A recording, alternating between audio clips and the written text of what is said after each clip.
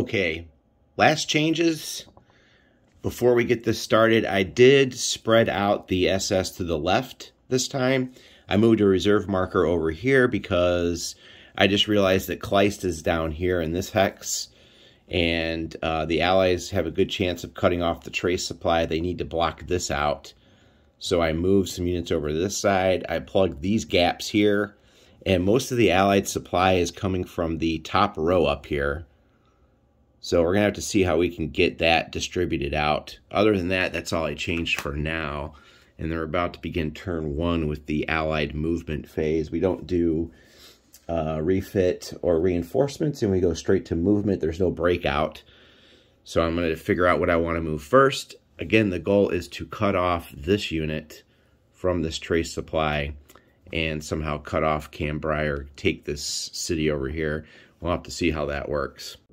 All right, so the only thing we're seeing so far is a truck move down, fully loaded. So that's 1 supply point or 4 tokens.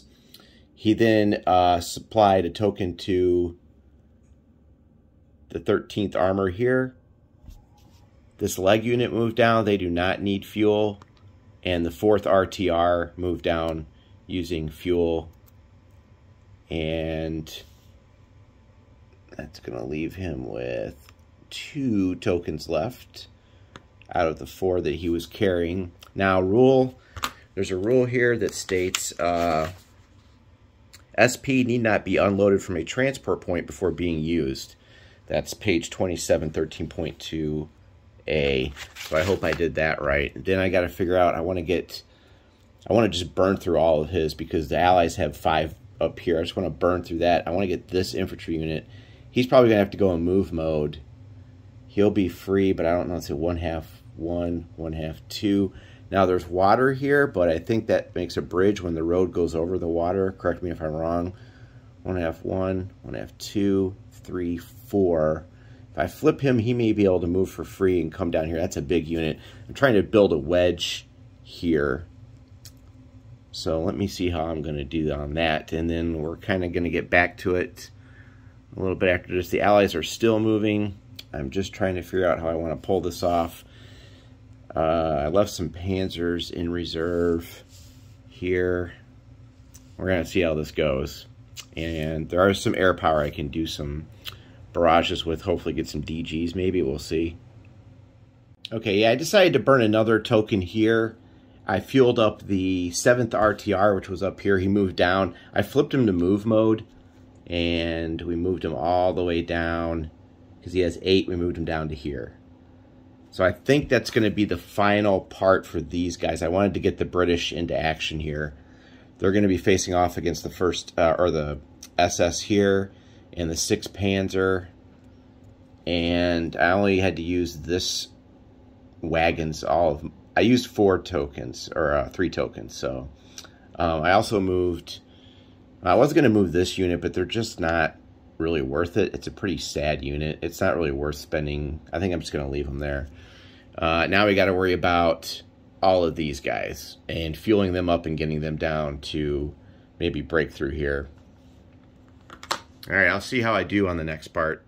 Okay, next we're going to fuel up the 1st motorized by taking the SP, flipping this over, fuel up the whole formation. We're going to take that from this dump here that was under this headquarters using direct draw.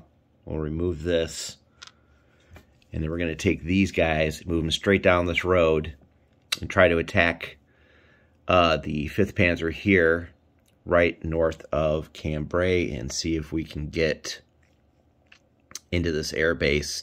We can break that. I probably should have stacked it more this way. I don't know. It's tough.